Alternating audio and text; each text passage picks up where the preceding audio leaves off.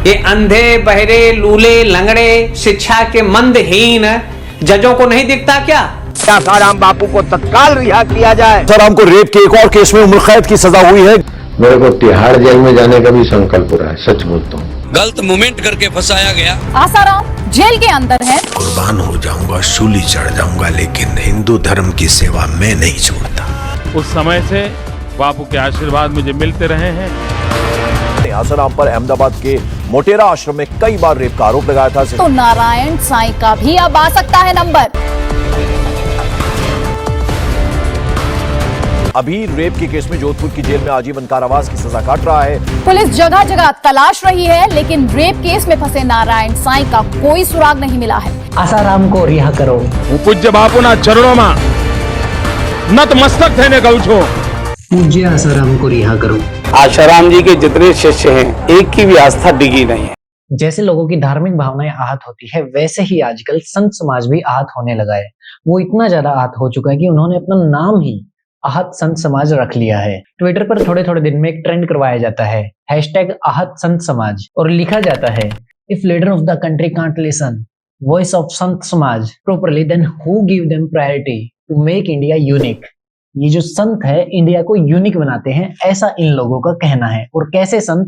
आसाराम बापू जैसे। So government should not ignore #आहत संत समाज in matter of Shri Asaram ji Bapu's case, because अब न्याय चाहिए टू इनोसेंट कल्चर सेवियर संत। आसाराम बापू को कल्चर सेवियर यहाँ पर बताया जा रहा है। 2013 में इन पर आरोप लगा था एक 16 साल की बच्ची के साथ रेप करने का। उसी साल में सूरत की एक लड़की ने भी रेप का केस इन पर लगाया था। उसके बाद कोर्ट की प्रोसीडिंग शुरू होती है और इस दौरान इस केस में इन्वॉल्व जितने भी लोग थे, खास करके आई विटनेस, उन लोगों को एक एक करके मार दिया जाता है या फिर उन पर हमला किया जाता है। ऐसे हैं हमारे कल्चर सेवियर आसाराम जी बापू। लेकिन ये आसाराम है कौन और कहां से आया है कि इतना बड़ा संत बन जाता है कि लोग उसके लिए कुछ भी करने को तैयार हो जाते हैं। लोग अपनी जमीन जायदाद बेचकर इनके पैरों में गिरते हैं। जिस लड़की का रेप किया गया था, उसके बाप ने इसी आसाराम बापू के लिए एक पूरा आश्रम बनवाया था अपनी जमीन बेचकर। तो आसाराम बापू का रियल नेम है आशुमल थुमल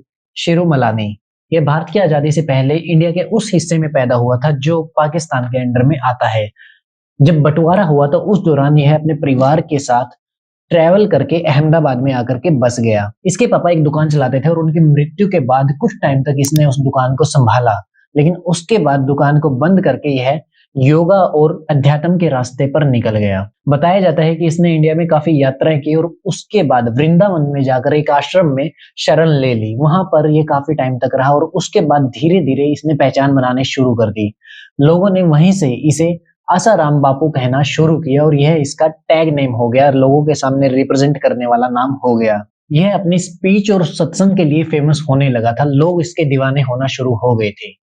1971 में यह वापस अहमदाबाद में आता है और 1972 में सिर्फ एक साल के अंदर ही अहमदाबाद के मोटेरा में यह अपना पहला आश्रम बनाता है। और इसके बाद यह बहुत ही ज्यादा तरक्की करता है। लोग इसके पीछे दीवाने हैं, पैसों की कोई कमी नहीं बच रही है, जो चीज ये चाहे वह ये खरीद सकता है। जगह जगह पर आश्रम बनाए जाते हैं, साथ ही साथ इल्जाम लगाए जाते हैं कि इन्होंने जो आश्रम बनाए हैं वो अतिक्रमण कर रहे हैं, इल्लीगल जमीनों पर आश्रम बनाए गए। सिर्फ गुजरात ही नहीं, इंडिया भर में आसाराम बापू इतना ज्यादा फेमस था कि पॉलिटिशियंस जाकर के उनके दरबार में हाजिरी लगाते थे, जिसके चलते उन्हें वोट मिलना आसान हो जाता था। इन सब में हमारे आज के प्रधानमंत्री भी पीछे नहीं है। लोग आसाराम के पीछे अंधे पागल हो रहे थे, इतना कि यह जो बोल दे सब सही लगने लगता है। जब दिल्ली में निर्भया का रेप केस हुआ था तो उस वक्त आसाराम ने कहा था कि इसमें बराबर की गलती उस लड़की की भी है जिसका रेप हुआ है और जिसकी हत्या कर दी गई है। आसाराम का कहना था कि उस लड़की को उन आरोपियों को भाई कहकर के संबोधित करना चाहिए था और अपनी जान की और इज्जत की भीख मांगनी चाहिए थी।